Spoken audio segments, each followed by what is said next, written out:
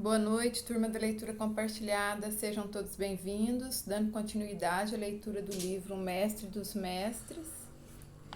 Finalizando o tema anterior, a inteligência de Cristo diante dos papéis da memória. Cristo indicou ao longo do relacionamento que teve com seus discípulos que tinha consciência de que a memória não pode ser deletada.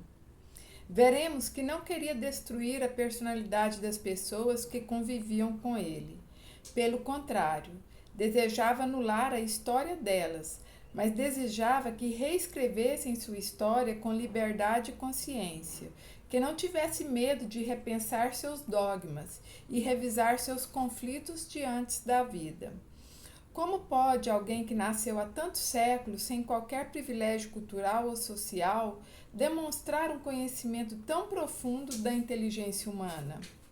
O mestre de Nazaré era um maestro da vida.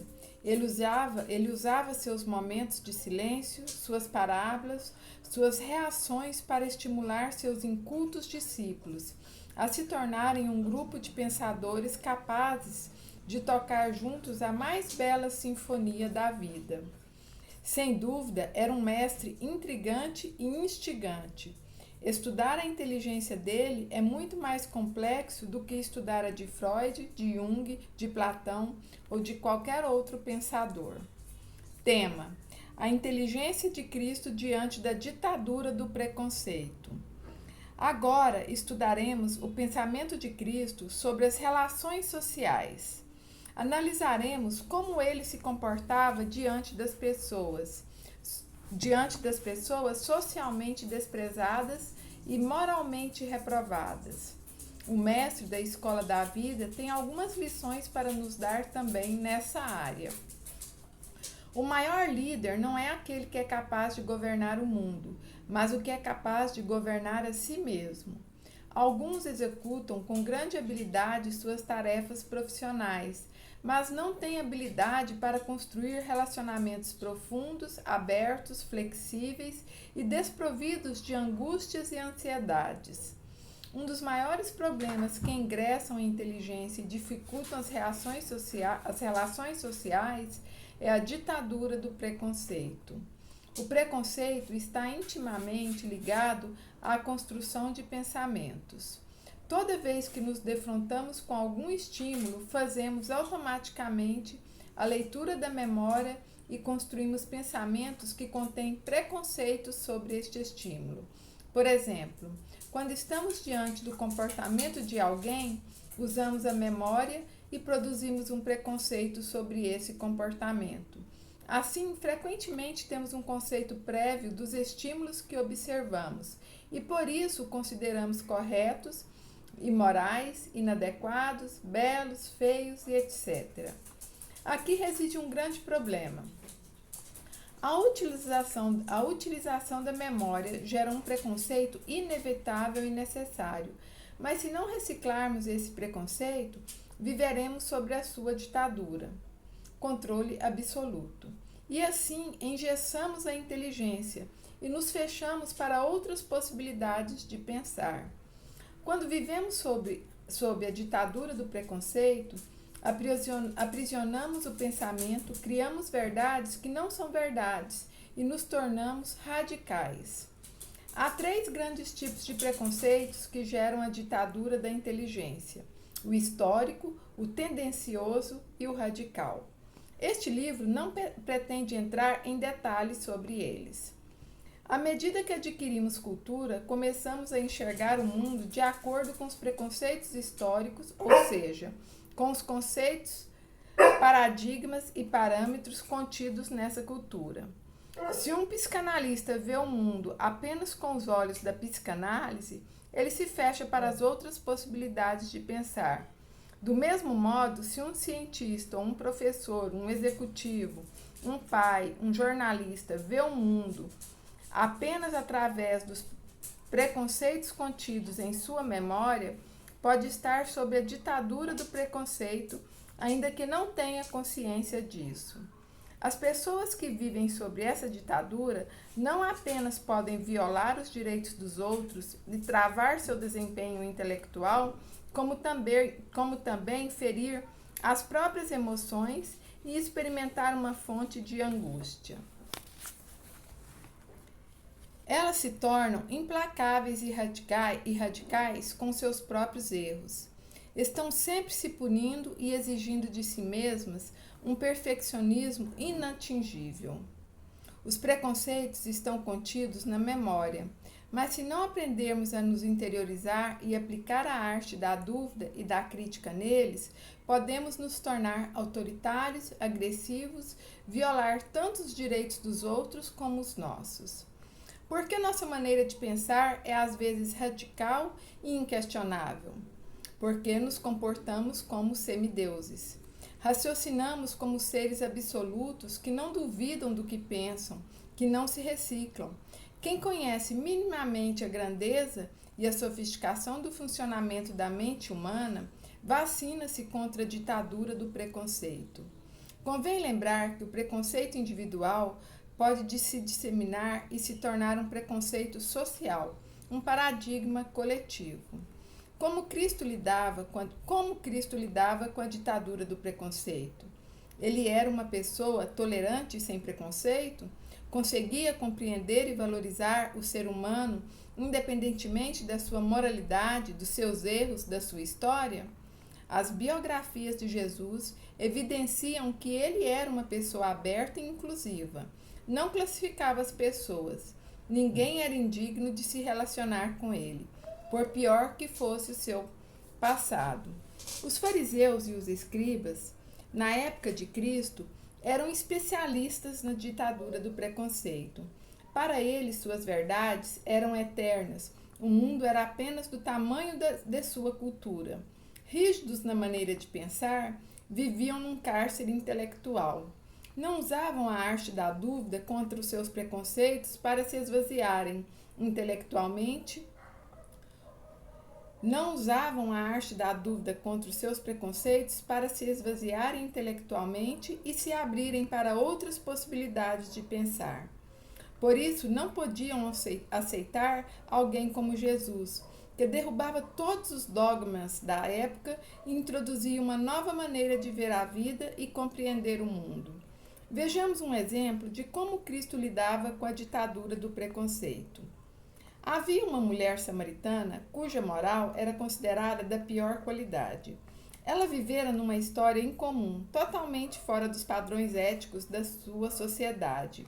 Teve tanto, aspas, maridos, 5, que talvez tenha batido recorde na sua época.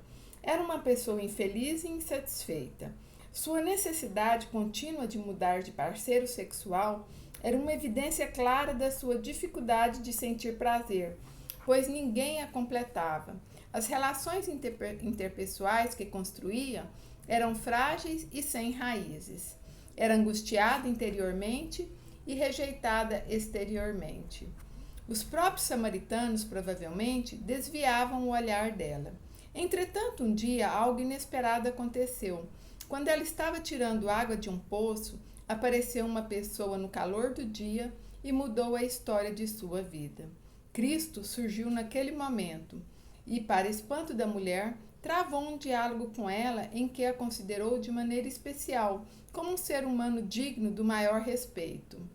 Samaria era uma região habitada por uma mistura de judeus com outros povos, os gentios. Os, aspas, judeus puros rejeitavam os samaritanos, João 4:11. Os samaritanos não reconheciam Jerusalém como centro de adoração a Deus. A mistura racial dos samaritanos e o seu desprezo pelos dogmas religiosos eram insuportáveis para os judeus. A discriminação contra os samaritanos era tão drástica que, quando os judeus queriam ofender a origem de uma pessoa, a chamavam de samaritana. Quando Cristo apareceu diante daquela mulher, ela tinha plena consciência da discriminação dos judeus e esperava que ele, sendo um, aspas, judeu puro, certamente a rejeitasse, não lhe dirigisse a palavra. Porém, ele começou a dialogar longamente com ela. A mulher ficou impressionada com sua atitude e ninguém conseguia entender como ele rompera uma discriminação tão cristalizada. Jesus teve um diálogo profundo, elegante e acolhedor com a samaritana. Não apenas rompeu a ditadura do preconceito racial, mas também a do preconceito moral.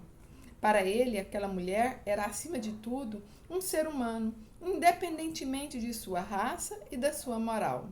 Dificilmente alguém foi tão acolhedor com pessoas consideradas tão indignas. Não terei espaço neste livro para discorrer sobre a profundidade do diálogo que Cristo manteve com a samaritana, mas gostaria de destacar a dimensão do seu gesto.